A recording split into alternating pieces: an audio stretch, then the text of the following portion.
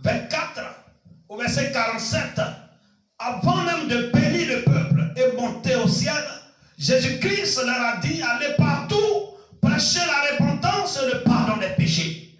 Alors je voudrais te dire, peuple de Dieu, que Jésus-Christ a commencé son ministère par la repentance et il a terminé son ministère par la repentance et le pardon des péchés. Mais pourquoi toi, le prédicateur, au lieu de prêcher ces choses en ce temps fâcheux, où le temps est mauvais, où tu dois rattraper le temps, parce que les jours sont mauvais, où le péché de l'homme est monté jusqu'au sommet, où Dieu est en train de déverser l'une de ses colères sur la nation, encourager le peuple à la repentance, tu es là encore en train de leur promettre la protection divine, leur promettre le salut, tu leur promets la guérison sans toutefois les conduire à la repentance. Mais tu es en train de conduire le peuple de Dieu à l'abattoir, frère. Tu es en train de conduire le peuple de Dieu à la mort. Tu es en train de les étrangler, les étouffer. Parce qu'en pareil moment, promettre la protection divine, le salut, la guérison à quelqu'un, à un homme, sans lui parler du salut, sans lui parler de la repentance, le pardon des péchés, peuple de Dieu, tu es en train de conduire ce peuple à l'abattoir. Alors je te demande pardon. Répands-toi. Répands-toi et toi-même qui prêches ces choses, il faut te repentir. Je suis venu ce matin t'exhorter à te repentir. Réfléchis, humilie-toi. Ne vois pas tout ce temps que tu as prêché le mariage, tu as prêché le voyage, la richesse, ou tu as prêché l'enfantement aux gens. Tu as détourné le peuple de Dieu du pardon de Dieu. Tu ne leur as pas enseigné la repentance pour qu'ils puissent bénéficier ou jouir du pardon divin. Tu ne leur as pas enseigné ce qui doit leur donner le salut. Tu ne peux pas avoir le salut indépendamment de la repentance. Ce n'est pas possible, frère. Alors répands-toi, prédicateur, et amène ton peuple à se repentir. Toi aussi, croyant qui m'écoute, il faut réfléchir. Je vais te lire le verset 3 et 4 de 2 Timothée chapitre 4. Écoute ceci. Car il viendra un temps où les hommes ne supporteront pas la saine doctrine, mais ayant la démangeaison d'entendre les choses agréables, ils se donneront une foule de docteurs selon leur propre désir, détourneront l'oreille de la vérité et se tourneront vers les fables. Oui, voici aujourd'hui ce à quoi nous assistons. Alors ici, Paul nous avertit pour dire que dans le moment critique, ou alors les moments critiques de notre époque, de notre ère, beaucoup feront preuve d'intolérance vis-à-vis de la parole de Dieu, de la prédication de la parole de Dieu. Beaucoup. Et aujourd'hui, malheureusement, nous assistons à cette scène. Nous assistons où il y a des remises en question de la parole. Des remises en question de la parole de Dieu et même de ses exigences. Les gens remettent la parole en question. Les exigences de la parole sont remises en question, peuple de Dieu. Ce matin, c'est pourquoi je suis venu t'interpeller. Je suis venu t'interpeller, frère. Il faut surtout prendre conscience de cela. Ne te laisse plus distraire par quoi que ce soit. Toi qui as là pour habitude de remettre en cause la parole de Dieu. Toi qui ne tolères pas la prédication de la parole de Dieu, qui rejette la vérité. C'est à toi que je suis venu parler ce matin. C'est à ton cœur que je suis venu parler. Alors je te demande pardon. Écoute très bien ce que la Bible te dit ce matin. Il dit, si quelqu'un enseigne de fausses doctrines et ne s'attache pas aux saintes paroles de notre Seigneur Jésus-Christ et à la doctrine qui est selon la piété, il est enflé d'orgueil et ne sait rien. Il a la maladie des questions oiseuses et des disputes de mots, d'où naissent l'envie, les querelles, les calomnies, les mauvais soupçons. Alors, peuple de Dieu, toi qui enseignes les fausses doctrines, toi qui ne t'attaches pas aux saintes paroles de notre Seigneur Jésus-Christ et à la doctrine qui est selon la piété, tu es enflé d'orgueil. Tu ne sais rien, peuple de Dieu, selon la Bible. La Bible dit que tu as la maladie des questions oiseuses et des disputes de mots. C'est de là que naissent l'envie, les querelles, les calomnies. Donc tu vois que ces enseignements que tu donnes donnent l'envie à tes fidèles de devenir riches, de posséder. Et il y a les querelles, les divisions, les calomnies, les mauvais soupçons parmi eux. Toi aussi qui aimes écouter ces choses, alors je suis venu t'interpeller. Ne laisse pas l'orgueil te dominer. Commence à t'humilier devant le Seigneur. Si tu te retrouves dans ce que je suis en train de te dire, je te demande pardon, frère. Commence à te repentir. Commence à te repentir, frère. Ne te laisse plus endurcir. Ne te laisse plus être dominé par ces fausses doctrines. Il faut maintenant te revoir. Et le Seigneur va te venir en aide. La Bible te dit, retiens dans la foi et dans l'amour qui est en Jésus-Christ le modèle des saintes paroles que tu as reçues de moi. Garde le bon dépôt par le Saint-Esprit qui habite en nous.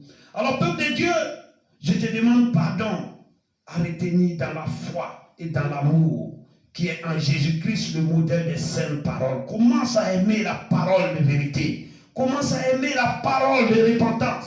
Commence à aimer la parole qui dévoile tes mauvaises œuvres. La parole de vérité qui dévoile tes enseignements erronés que tu donnes, ton mauvais comportement.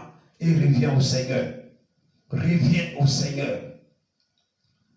Garde le dépôt par le Saint-Esprit qui habite en toi. Ne te laisse pas être détourné car les temps sont mauvais, peuple de Dieu. Il faut racheter le temps. Les jours sont mauvais. Alors, ceux qui prétendent être chrétiens, mais ne le sont que de nom, suivent en fait leur propre penchant. Ils se précipitent pour écouter des prédications qui leur promettent des bénédictions de Dieu en dehors de son pardon.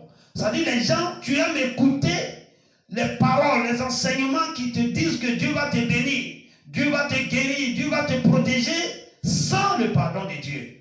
Alors, peuple de Dieu, toi qui aimes écouter ces enseignements, sache que ce sont des enseignements erronés.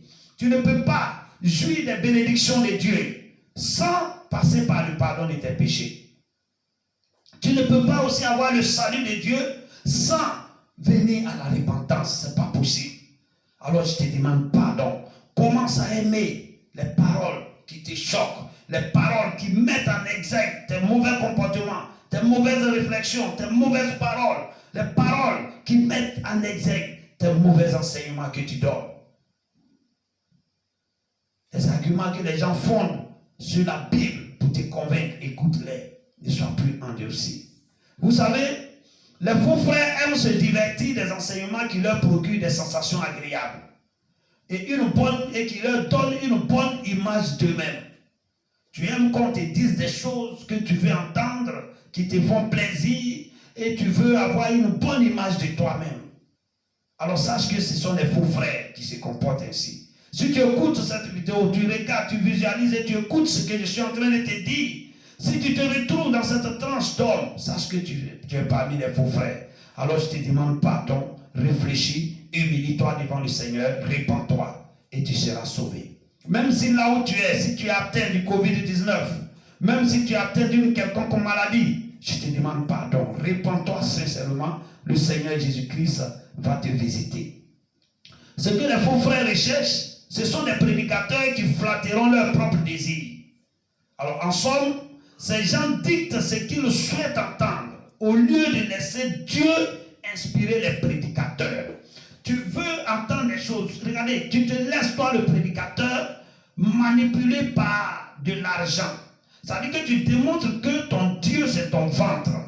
Et c'est ce que les gourous de ton assemblée te donnent là. C'est ça. Tu te bases sur ces dons pour leur dire des choses agréables, des choses sensationnelles, pour flatter leurs propres désirs. Alors, peuple de Dieu, il faut te revoir. Toi aussi qui es là, qui aime ces choses, laisse le prédicateur être inspiré par la parole de Dieu. Laisse-le te parler de la part du Seigneur et tu sauveras ton âme. Tu sauveras aussi ta famille. Je t'en supplie, ne laisse plus les enseignements erronés, les doctrines erronées te séduire. Tu aimes entendre des choses agréables. Tu aimes entendre des choses qui te font te voir toi-même agréable. Des choses qui te plaisent. Il faut sortir de cela. Aime qu'on t'enseigne la véritable parole de Dieu. La parole qui peut te conduire à la repentance, mon frère. Car la Bible nous dit que au verset 5, mais toi, sois sobre en toutes choses, supporte les souffrances, fais l'œuvre d'un évangéliste, remplis bien ton ministère.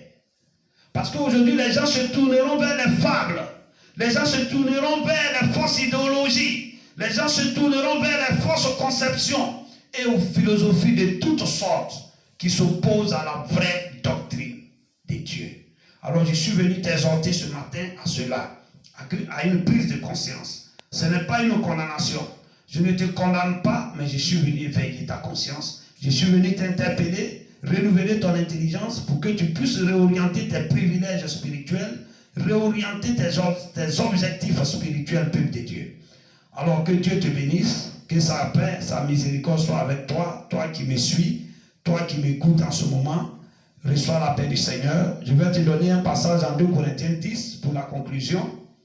Le mot de fin, 2 Corinthiens chapitre 10. Voici ce que tu dois retenir en conclusion. Alors, ce que je suis en train de faire, certainement, des frères diront que non, il est en train de critiquer, il est en train de faire ceci, il est en train de porter atteinte. Non, je ne porte pas atteinte, je ne critique pas. Je suis en train d'obéir à une règle de doctrine. Ce que l'apôtre Paul nous a enseigné en 2 Corinthiens 5, 10, versets 3 à 5, que je lis. Si nous marchons dans la chair, nous ne combattons pas selon la chair.